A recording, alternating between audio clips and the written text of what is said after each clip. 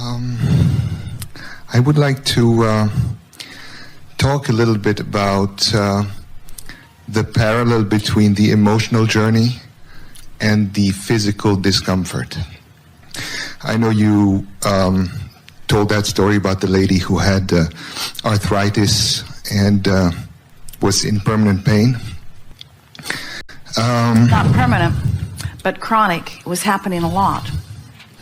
I first visited with you a couple of years ago, and I raised the issue of my arms that were dislocating very often. And back then you told me just whenever you think about it, you activate the wrong end of the stick. So as much as you can, don't think about it. And today we would be saying that when you focus upon the discomfort, you create or add to a vibrational grid that then must fill in with symptoms that match it. It's hard, we know, when something hurts, not to create the grid, but it's logical that more things like it will match it, unless you're able to find some other way to create some other grid that makes you expect something differently. What I've been doing is I was following your advice. I wasn't talking about it anymore. I was living basically without thinking about it too much.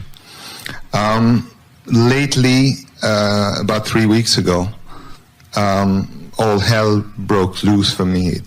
I can hardly fall asleep without one of my joints dislocating. Well, it's an interesting... I get to a point where I'm even afraid to slumber because I know and I know it's going to go out, and I have to hold it because otherwise it's like a point of no return. And there, when you say separate the emotional journey, it's difficult because the specter of what could happen if is big. The thing that may help you is to realize, because what you're saying, and someone said something like this earlier, and it's a really common thing that we hear from you, and it goes like this: I really don't think that I've been thinking about that, and yet that happened.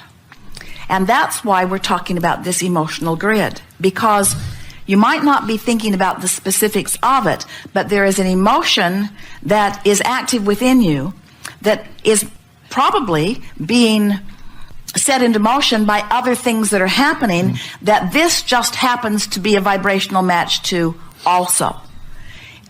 You see, so as we visited with you before, and it'll be helpful to do it again now, is what is the emotion that describes what that feels like, either when it happens or when you're worried that it's going to happen? You said, I'm afraid to even go to sleep. So I feel like I must always be on guard. On guard, yeah. So I feel that I need to protect or prevent. Yes. So those are strong emotions, aren't they? So are there other things in your life or in your awareness of the world that match that? There has been. There has been, yes. Are there? Are there?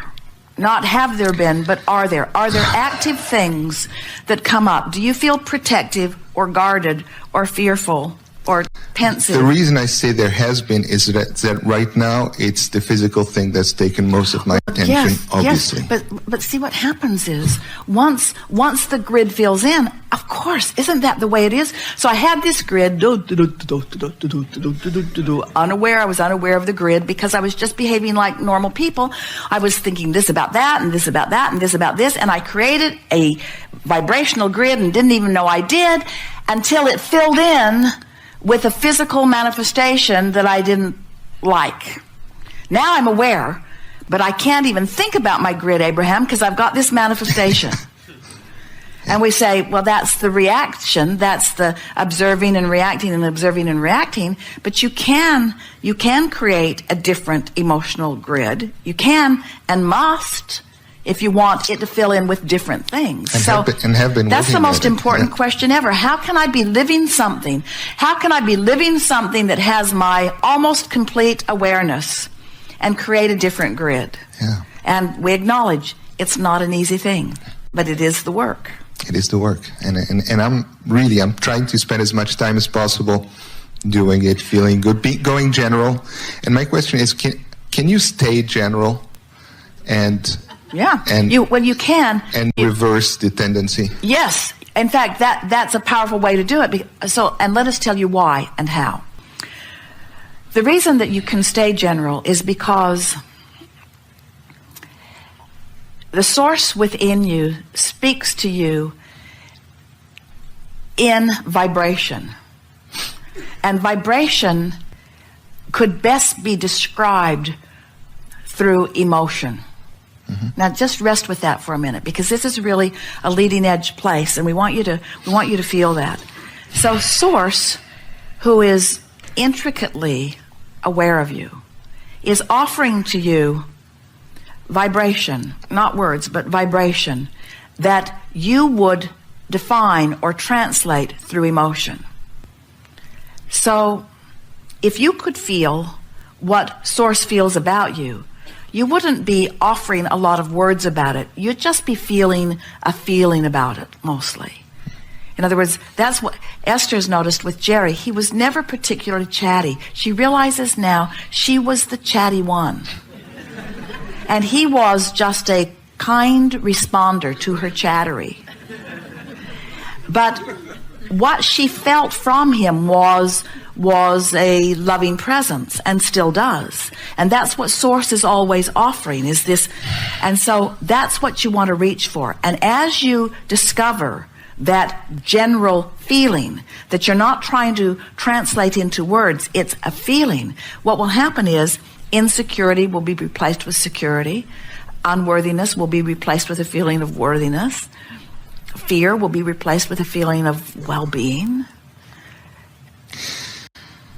The tricky part is not to take score, because you take score by the bigness of it all the time. Yeah. So, but the advantage is when it's big, your desire is big too. And when you really know what you don't want, you really know what you do want. So that's why that non-physical vortex can become very specific.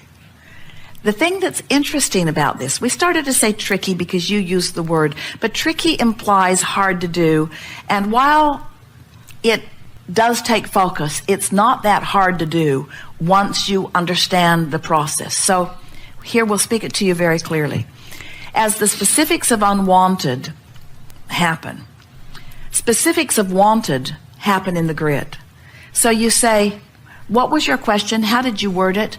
You said, is something specific? What was it that you were asking if it is specific? I don't... Is Source specific? Did you ask? Is the vortex specific? What were your words? I don't recall it. Can I stay general and reverse it, the process? Is that what I...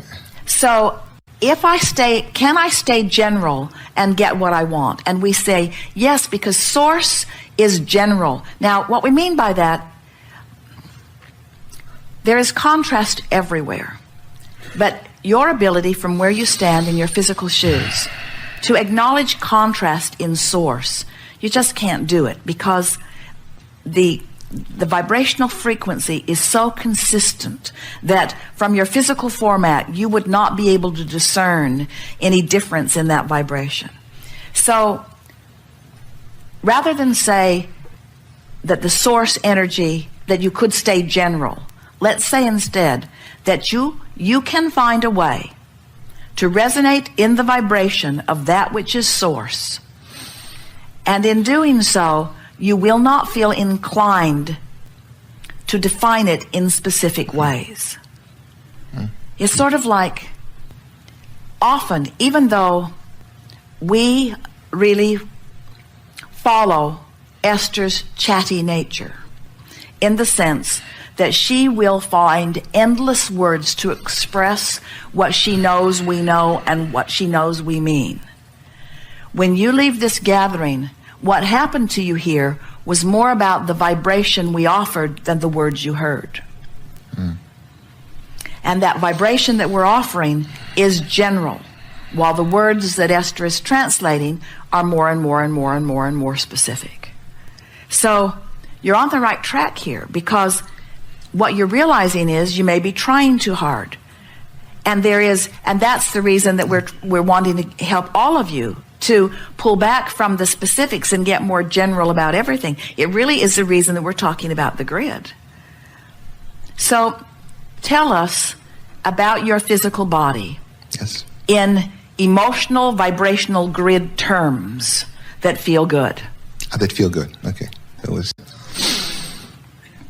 I like my body. It's a good statement. I feel young. It's a good statement. So now you can deviate from the specific subject of your physical situation by looking for other general things that feel good. Mm-hmm. In other words, you don't have to stay on that specific subject. I like the idea that I can find general words that would soothe me for the moment. Yeah, now that's a pretty specific statement. So reach for a more emotional word. You said, I feel young. So then sort of spread that out a little more by saying, I like the feeling of enthusiasm. And I like the feeling of excitement about things. I like being interested in things. Mm-hmm. I like the way it feels to be alive in my physical body. I like knowing what I know right now. I like understanding the laws of the universe. All right, so now we're still getting specific and we're still talking sort of intellectually. Yeah. So let's bring it into emotional terms. It feels satisfying to learn. It feels, with the emphasis, you feel the difference between talking about what I know and enjoying the feeling of learning. It's different, isn't it? And can you feel how the feeling of learning is general, and the specifics of what I've learned that I might want to debate are more specific? So it's the feeling. I like the feeling of learning. It feels fulfilling to know. Oh, fulfilling is really a good word. Fulfilling is a really good emotional word.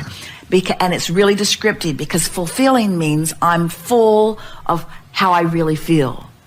I'm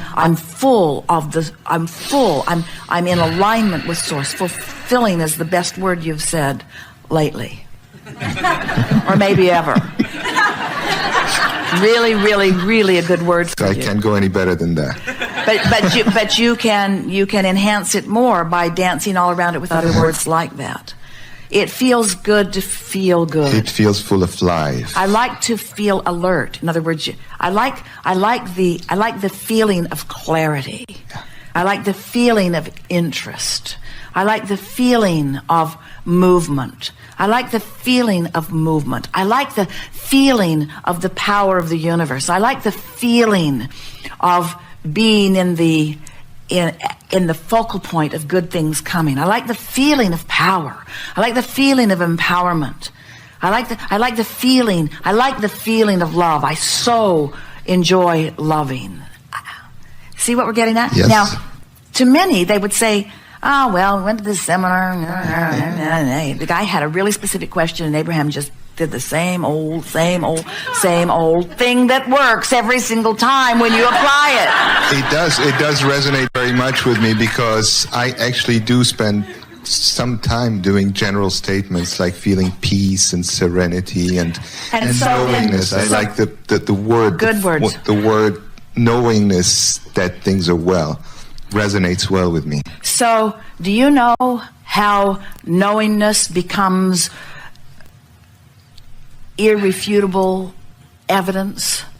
Just by staying in that vibration longer and allowing the grid to fill in more. So it's just a matter of how much time am I spending on this grid, and how much time am I spending on that other grid. That really is all it is.